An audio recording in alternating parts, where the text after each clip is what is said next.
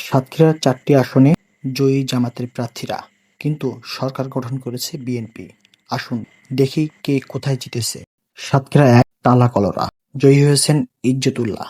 সাতক্ষীরা ২ সদর দেবহাটা, এই আসনে জয়ী হয়েছেন মুহাদ্দিস আব্দুল খালেক। সাতক্ষীরা ৩ আশাশুনি কালীগঞ্জ, এই আসনে জয়ী পেয়েছেন হাফেজ মুহাদ্দিস রবিউল বাশা। সাতক্ষীরা ৪ শ্যামনগর, এখানে নির্বাচিত হয়েছেন গাজী নজরুল ইসলাম। সাতক্ষীরায় ভোটাররা স্থানীয় প্রতিনিধিত্বে জামায়াতের পক্ষে ভোট দিয়েছেন, কিন্তু জাতীয় রাজনীতির চিত্র ভিন্ন। সংসদে সংখ্যাগরিষ্ঠতা অর্জন করে সরকার গঠন করেছে বিএনপি।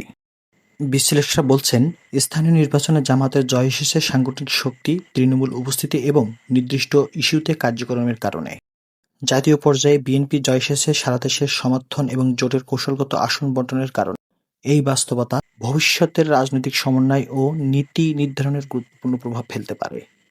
সাতক্ষীরা জেলার ভোটাররা স্থানীয় প্রতিনিধি বেছে নিয়েছেন, দেশের ভোটাররা জাতীয় নেতৃত্ব।